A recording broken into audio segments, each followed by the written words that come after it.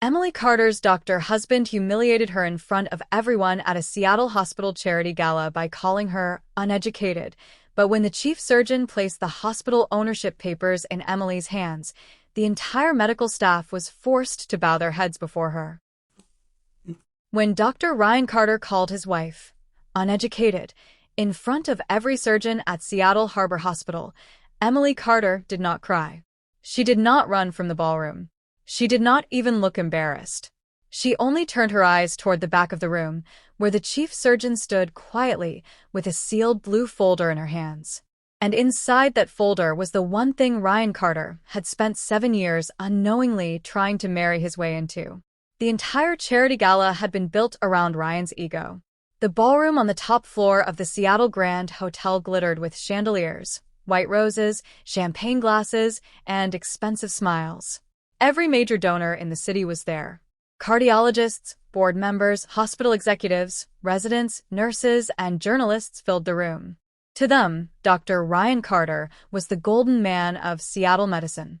Brilliant hands, perfect reputation, a beautiful wife standing politely beside him. But Emily knew the truth. Ryan was not cruel all at once. Men like him never are. First, they correct your words at dinner. Then they laugh at your ideas in front of friends. Then they teach the world to see the same small way they do. That night, Ryan decided to do it with a microphone.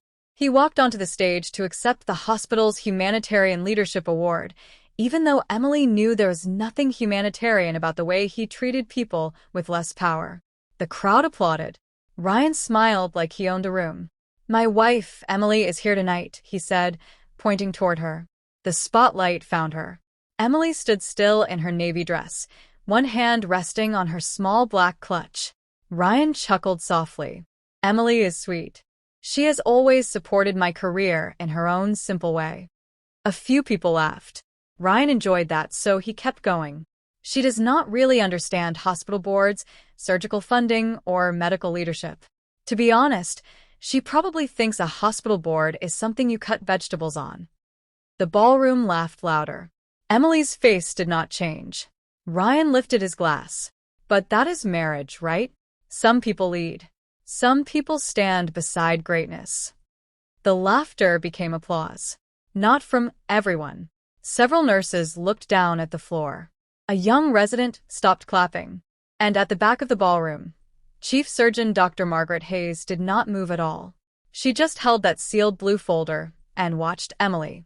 "If someone you loved humiliated you in front of an entire room, would you expose them right there, or stay silent until the truth could destroy their pride?" Emily stayed silent. Ryan stepped down from the stage, still smiling. He leaned toward her and whispered, "Don't look so serious. You should be grateful I brought you." Emily looked at him calmly. "I am grateful," she said. Ryan smirked. "For what?" "For the witnesses." His smile disappeared. Before he could answer, the hospital board chairman, Charles Whitmore, walked to the microphone. His hand trembled when he adjusted it. "Ladies and gentlemen," Charles said, "before we close tonight's event, Chief Surgeon Dr. Margaret Hayes has a final announcement." Ryan frowned. What announcement? No one answered him. Dr. Hayes walked onto the stage. The room quieted immediately. She was the kind of woman who did not need to raise her voice because her reputation entered every room before she did. Silver hair, straight posture, cold eyes. 30 years of saving lives and surviving hospital politics. She placed the sealed blue folder on the podium. "Tonight," Dr. Hayes said, "we celebrated achievement. But before we leave, this hospital must correct a lie that has lived inside its walls for far too long." The room went completely silent. Ryan looked at Charles. Charles looked away. Dr. Hayes continued, 28 years ago, Seattle Harbor Hospital was days away from being sold to a private chain. Its emergency wing was bankrupt. Its community surgery program was dying. Its staff was preparing for layoffs." Emily lowered her eyes. She knew this story. She had heard it from her father at the kitchen table when she was 9 years old. Dr. Hayes said, "One man saved this hospital. His name was Thomas Monroe." A few older doctors shifted in their seats. On the west wall of the hospital, Thomas Monroe's portrait had hung for decades, ignored by people who walked past it without ever reading the plaque. Thomas Monroe purchased the hospital land, protected the emergency wing, and placed the controlling ownership interest into a private family trust, Dr. Hayes said. That trust had one legal heir. Ryan's face changed. Just slightly, like a man hearing a locked door open behind him. Dr. Hayes looked directly at Emily. Emily Monroe Carter. A gasp moved through the ballroom. Emily walked forward. Every step felt heavier than the last, but not because she was afraid. Because the room was finally carrying the weight she had carried alone for years. Dr. Hayes broke the seal on the folder and removed the ownership papers. Then, in front of every doctor, donor, executive, and staff member who had laughed at her, she placed them in Emily's hands. As of 6 p.m. this evening, Dr. Hayes announced, the Monroe Medical Trust has fully activated Emily Carter's controlling authority over Seattle Harbor Hospital. Someone dropped a glass near the bar. Ryan stepped forward. This is impossible. Emily did not look at him. Dr. Hayes continued, the documents have been verified by outside counsel. The board has received formal notice. Emily Carter is not a guest in this hospital. She is its controlling owner. The room stared at Emily like they were seeing her for the first time. Ryan laughed once, sharp and ugly. This is ridiculous. Emily does not know how to run a hospital. Emily finally turned to him. You are right, she said. I do not perform surgery. Ryan pointed at the papers. Exactly. Emily's voice stayed soft. But I do understand contracts. I understand donor restrictions. I understand trust law. And I understand when charity money disappears into a private reputation campaign. The room froze. Ryan's mouth opened, but no words came out. Emily removed a second document from the folder. For 6 months, I authorized an independent audit of Seattle Harbor's cardiac charity program, she said. Money donated for low-income patients was redirected into research branding tied to your name. The donors began whispering. The nurses stared at Ryan. Charles Whitmore looked like he might faint. Ryan snapped. That is a lie. Dr. Hayes stepped closer to the microphone.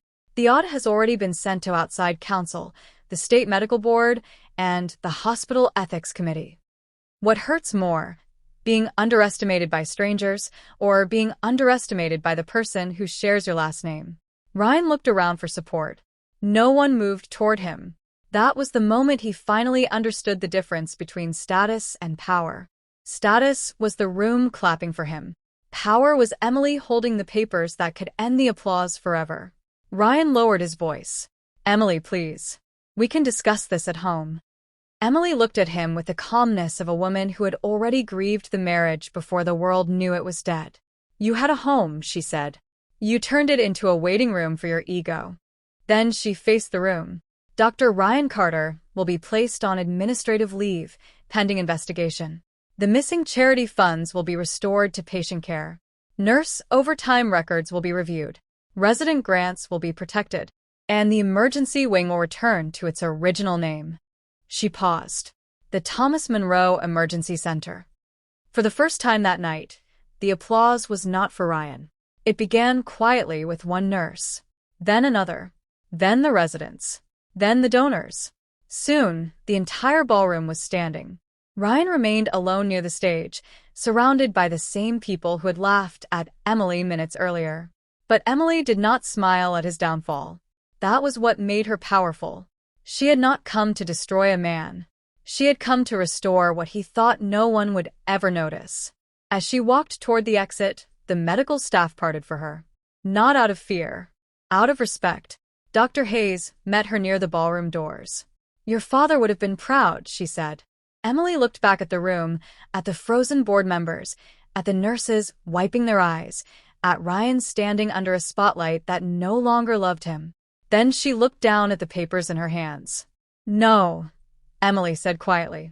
He would have asked why I waited so long. And that was the truth Ryan Carter never saw coming. Emily had never been standing beside greatness. She had been carrying it quietly the entire time. Moral: never confuse a quiet woman with a powerless woman. Sometimes she is not silent because she is afraid. Sometimes she is silent because the truth already has her name on the papers. If you believe quiet strength is more powerful than loud arrogance, like this story, subscribe for more and comment below. Would you have exposed Ryan immediately, or waited like Emily until the whole room had no choice but to listen?